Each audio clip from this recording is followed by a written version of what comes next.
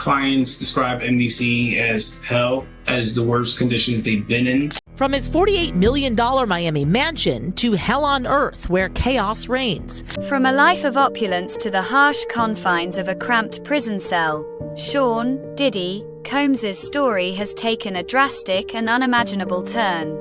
Once the king of a $40 million Miami mansion complete with gold-plated fixtures and private chefs, Diddy now finds himself living in the Metropolitan Detention Center. A place many former inmates describe as hell on earth.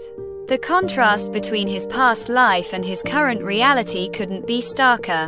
Today, we'll take an unfiltered look at Diddy's life behind bars, the conditions, the challenges, and the sheer mental toll of going from red carpets to prison uniforms. By the end of this journey, you'll see just how far this music mogul has fallen. Diddy's new home is a cell measuring just 6 by 9 feet, smaller than most walk-in closets. Inside, he has a steel bed frame with a thin mattress barely an inch and a half thick, no pillow, and a steel toilet and sink combination. Forget the plush furnishings and extravagant decor of his former life. Now, it's just cold metal and concrete. Reports say Diddy's physical appearance has changed dramatically. He looks thinner. His beard is streaked with gray, and he's visibly aged. The weight of this new life is clearly taking a toll. Even his wardrobe has been stripped down to basics, 2 scratchy prison uniforms. A far cry from the designer suits and custom sneakers he once flaunted. The daily routine at the Metropolitan Detention Center is a world apart from the freedom Diddy once enjoyed. His mornings start at 6 a.m. with a mandatory wake-up call, no snooze button, no sleeping in. His first task? Making his bed and cleaning his cell, chores he likely never had to consider before. Meals are another sobering reminder of how much his life has changed. Forget the gourmet spreads prepared by private chefs. The prison menu is basic, bland, and often described as barely edible. Former inmates reveal that meals come on plastic trays, resembling a school cafeteria, but worse. And it gets even more dire. Diddy reportedly avoids these meals altogether, fearing for his safety and worrying about potential poisoning. Instead, he relies on commissary snacks like chips and honey buns, a diet far from nutritious. His days are dictated by a rigid schedule, with little room for personal choice. Recreation is limited to 1 hour in a small, 500 square foot space, barely enough to stretch, let alone feel free. Even showers are restricted to every other day and monitored closely. For someone who once thrived on spontaneity, this structured existence must feel like a slow form of torture. For Diddy, one of the hardest adjustments is the isolation. Communication, once his lifeline as a businessman and entertainer, is now severely restricted. He's allowed only 300 minutes of phone calls per month.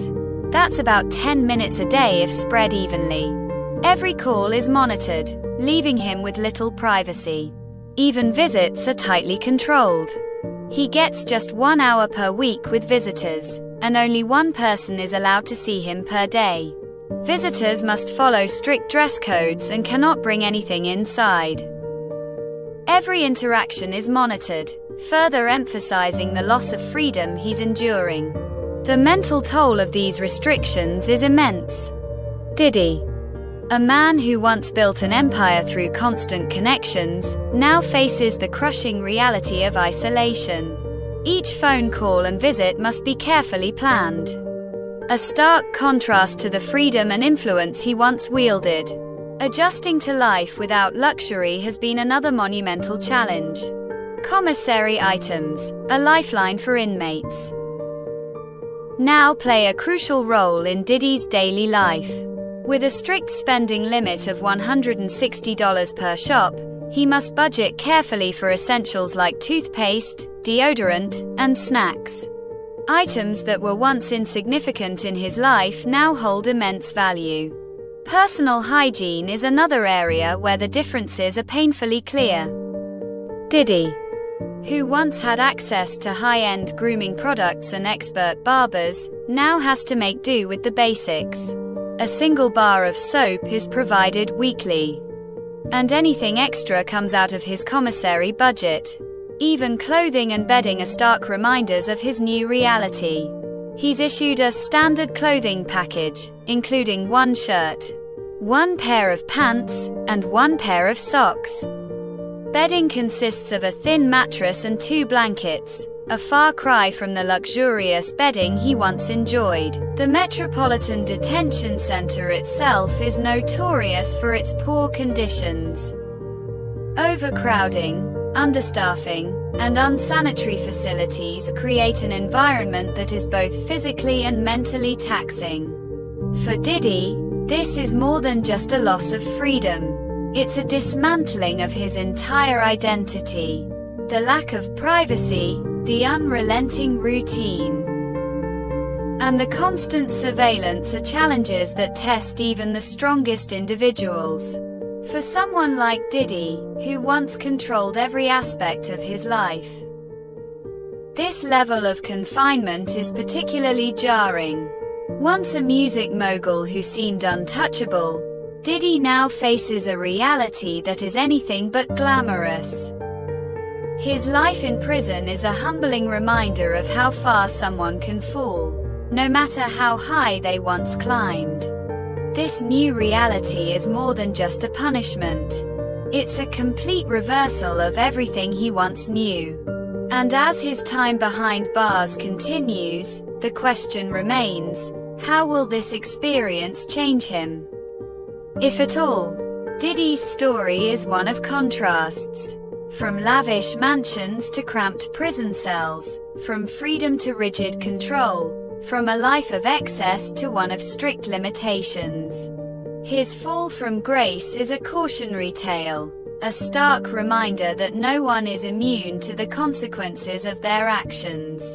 As we watch this chapter of his life unfold, one thing is clear: this is a story that will be remembered for years to come. Thank you for watching. If you enjoyed this deep dive, don't forget to like, comment, and subscribe for more compelling stories.